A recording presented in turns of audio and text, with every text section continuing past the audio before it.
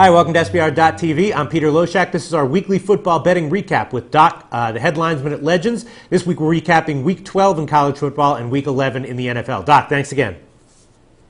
No problem, Peter. So I guess during the week, Boise covered again. Was that another loser for you, once again, with Boise covering as a big favorite? Well, that was the least of the problems this week. This was the worst week for bookmakers in about 5 years. Really?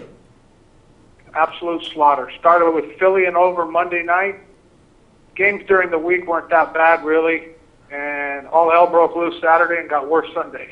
Was a lot of public and sharp-backed sides? The public swept the board almost both days. Saturday, Penn State, Tennessee, Florida State, Wisconsin, Ohio State fell 3.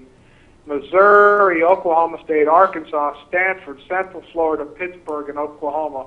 And basically the books won a couple games, Texas A&M and Oklahoma State. That was pretty much it. And yesterday, wow. Let's put it this way. The books won 2 games, Tampa and the Colts. And they weren't big wins. And the players swept the board. They had Baltimore, Green Bay was monstrous, Cincinnati, Kansas City, the Saints, and then Atlanta and Philly. Philly was the icing on the cake last night. How were the sharps betting this week? Were they agreeing with all these public sides that won? They did okay. I mean, like for instance, Saturday they come with Michigan over winner. They won some totals. Ohio State under winner. The sides, they had Northern Illinois and Central Florida and Mississippi that won. They lost San Diego State. They lost Rutgers. They lost Cal. No, they were about 500, and the sides on Sunday they're about 500 too. They bet Houston. They bet Baltimore and Jacksonville were winners, and they lost with Buffalo, Detroit, and Minnesota. So they pretty much washed out for the week. You expect 2 weeks like this a year where they just whitewash you. This is the first time it's happened this year, so I guess we're lucky in that respect. But didn't you just say this was the worst in 5 years? Well, this was the worst. This was the worst monetary week in 5 years. But you expect 2 weeks a year like this. They vary in degree of how much you lose.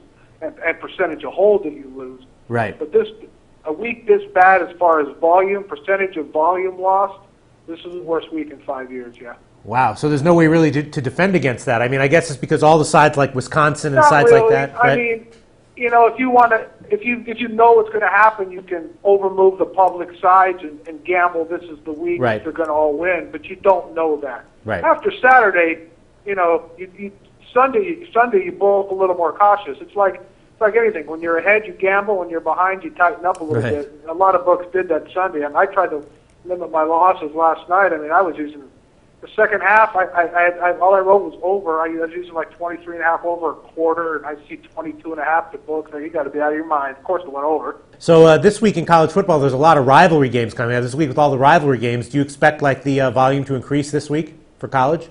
I do. I expect the Auburn-Alabama game to be one of the heaviest bet college games of the whole year, for sure. Right. I mean, if not, I would be shocked. So I think that's going to be a very, very heavily bet game. So on those rivalry games, though, because they're rivalry games, don't you tend to get more balanced action than normal, or is there still sides of the public favorites? A lot of times you do, but right now I got more Auburn. I mean, and I'm expecting that to happen. Just because people see that the number. Just looking at who's who and what's what for the year, I think the public will bet Auburn. I think the wise guys will probably end up on the favorite. I'm just guessing right now. Right. So, and Nebraska-Colorado game, that's not nothing. But there are some other. I mean, Michigan-Ohio State, even though the spread's 17, I expect good action on that game. I think the public will be on the dog in that game too. So, it all depends. How about the totals? I mean, I noticed that everyone was talking about how the overs were hitting in the NFL. Was the public betting on the over up until game time? Yeah, I mean they bet every Sunday and Monday night game you need under. That's just a fact of life. Right. And I'm not gonna lie, we did win the total a little bit Thursday night. That was about one of the bright spots in the NFL this week. The Bear-Miami game that went under, but. The public liked the Bears, though, too, so it kind of was a push-around game, but at least we didn't lose a total. Yeah, you need under every Sunday and Monday night. Who are you going to need tonight? I'm going to need the side's real close. I'm going to need under 50. I mean, that's you can pencil that in every week. Right. That's our Week 12 college football, Week 11 NFL wrap-up with Doc from Legends. Thanks again, Doc.